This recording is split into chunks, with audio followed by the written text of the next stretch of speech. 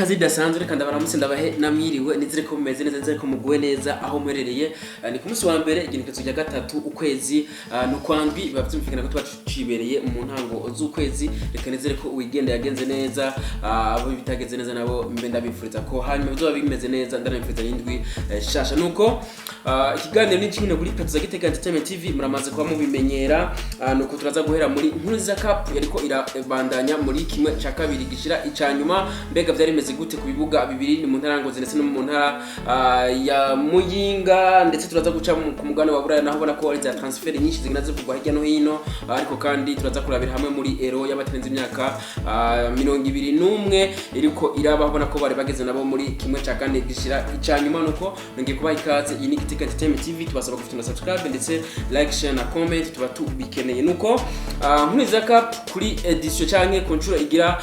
gatatu ubona ko yariko irabandanya ubona ko bageze mu gice ca kabiri gishira icanyuma ariho byaje kuba turatumenye ni yahe migwi izokina urukino rwa nyuma finale ubona ko ruzobera ari mu ntara ya Makamba nuko mu ntara ya Ngozi kuri stade Urukundo ino Flambeau du Centre ko iratsinda kabisa umugwi w'abapolisi ni Rukinzo ku bitsindo bitatu ukuri kimwe ubona ko rwa rukino rwaje kuba rurangira ariko Flambeau du Centre yaje kuba iriko irasufra ubona ko Rukinzo yaje kuba yivyukiranya mu minota ya nyuma kabisa iza kuba itoherezo n'umugwi wa Flambeau du Centre ariko biza kuba birangira ino Flambeau du Centre itahukanye ino ntsinzi mu gutsinda urukino no mugwi wa Rukinzo ubona ko byaje kuba bibuha amahirwe yo gukina urukino rwa nyuma finale nuko kurundi ruhande mu ntara Muyinga ku stade Umuco ino Vitaro yariko iranganya igitsindo kimwe kindi mugwi wa Aigle Noir ariko baza kuba bifashisha za T-Lobby canke za penalty ubona ko Vitaro yaje kuba igira amahirwe yo gutsinda no rukino kuri za T-Lobby kuri zitatu kuri zine kuri zitatu za Aigle Noir ari nako byaje kuba bifasha uno mugwi wa Vitaro guhamvya uno mugwa Flambeau du Centre mu rukino rwa nyuma finale ubona ko ruzoba igenekerezo rya 8 ni ku munsi wa gatandatu bavyumvikana ari mu ntara Makamba kuri Nkuriza Peace Park Complex ni mu gihe ubona ko rino higanwa litegurwa n'ishira hamwe Fondation Pax Burundi rifatikanije n'ishira ry'umupira w'amaguru mu Burundi FFB ubona ko ari ku ncuro igira gatatu mu mbere yuko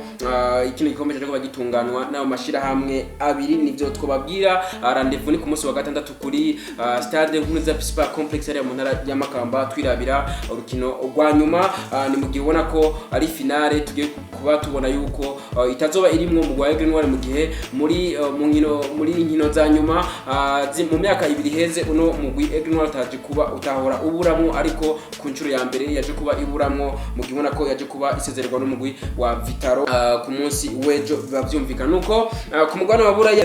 yaje kuba ibandanya muri kimwe ca kane gishira cyanyuma muri no weekend mu gihe ubona ko bariko barakina ino ero y'abaterenza imyaka 21 ino kino gihugu ca Georgia cyo kwigatana mutwe n'umugwi wa Israel abona ko Israel je kuba itahukana intsinzi mu gusino umugwi wa n'umugwi igihugu ca Georgia ibitsi ubusa ku wundi ariko baje kuba bifasha nabo za T-Lobby ino Israel kuba itahukana intsinzi kuri T-Lobby zine kuri zitatu tuno mugwi wa Georgia nuko kundi ruhande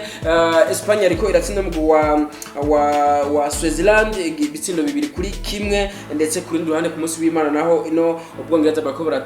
burasezera no mugwi wa Portugal igitsindo kimwe ku busa ariko kandi kuri ruhande uno mugwi wa Ukraine waje kuba nawo usezerera uno mugwi w'Ubufaransa ku bitsindo bitatu kuri kimwe nivyo twababwira muri ero y'abatarenza imyaka 21 ni mu gihe ku munsi wa gatatu ari watacaba demi finale canke kimwe ca kabiri gishira icanyuma tuzogenda tubigarukako ariko kandi reka tubabwire za transfer ziko ziraba ku mugano wabona ko ari nyinshi cyane zigenda zivugwa uno Patrick Vieira uno yarari umumenyereza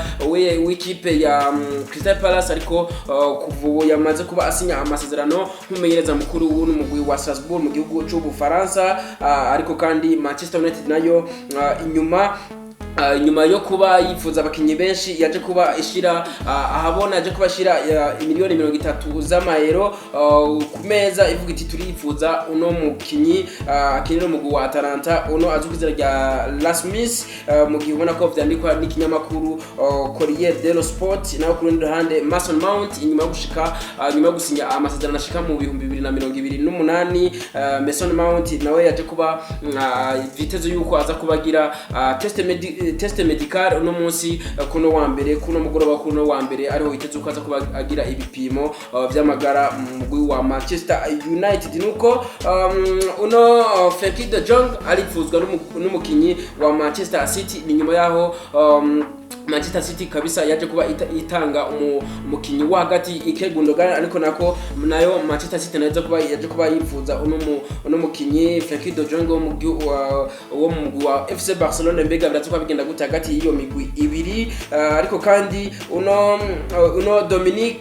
Dominique yarakinira umugwi wa Leipzig mu gihugu c'Ubudagi nawe yaje kuba asinya amasezerano muno mugwi wa Liverpool inyuma yo kuzana Alex McAllister yahakinira mu wa Brighton ubona ko baje ko bazana kandi izindi nguvu zo mu kibuga hagati uno Dominique Sobolazai nawe yaje kuba ashika muno mu wa Liverpool nuko nivyo twabwira George Mason uno numwe mu barongozi w'ikipe ya Inter Miami mu gihugu muri Major League Soccer mu gihugu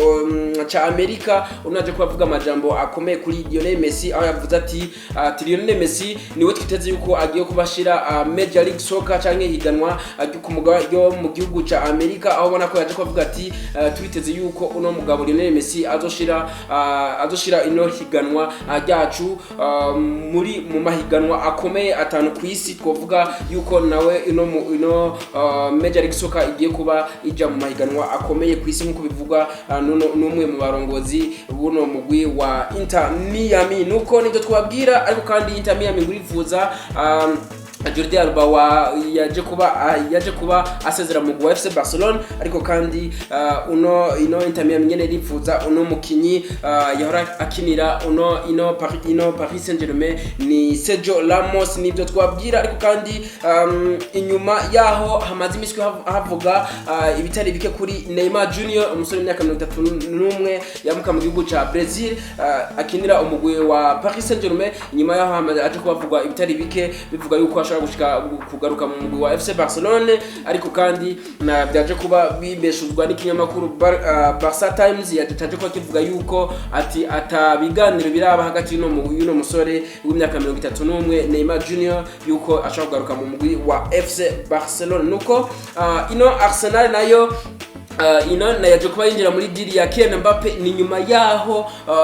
yaho Real Madrid maze kuba ifata imyaka myinshi yirukanga kuno musore w'imyaka 24 Kylian Mbappe w'umufaransa mu gihe bari bifuza yuko yoza gukinira mu wa Real Madrid ariko ino Arsenal nayo yaje kuba yinjira muri no deal aho ivuga yuko mu mwaka wa 2024 inyuma yaho ino Kylian Mbappe azoba amaze kuba arangiza amasezerano yasinye no mu wa Paris Saint-Germain bivuga yuko ashobora kuca ino Arsenal nayo ishobora kuba yinjira muri no deal ya Kylian Mbappe ariko bikaba vyandikwa n'ikinyamakuru citwa Football Insider nivyo twababwira ubona ko mbega no Kylian Mbappe nawo asanzwe akunda mu wa Real Madrid biraza kuba bigenda gute aza kuba aheba uno mu wa Real Madrid aje muri Arsenal numva yuko ari inkuru idasanzwe ni inkuru igoye kumva yuko ino Arsenal ishobora gutagukana uno musore Kylian Mbappe ni mu gihe Kylian Mbappe nawe asanzwe akunda cyane uno mugwi Real Madrid nivyo twababwira aza transfers bari nyinshi cyane ariko tuzogenda tuzigaruka ko ubona ko ikiringo kigihari cyane cyama transfer ubona ko reka tubabwire nk'ibyo ariko tuzuza tubigaruka ko na cyane ko ubona ko igura n'igurisha rikibandanya ku mugano wa bura ndetse na transfer zigenda zivugwa hano iwacu tuzogenda tubigaruka ko reka ndabashimiye cyane mu rwose mabanye nanje muri kire kiganiro ndetse ko tugiye kwa duhurira mu biganiro byo hanyuma ndetse ndabinabifuriza n'indwi ishasha no kwezi gushasha kuzobabere kwiza ciao ciao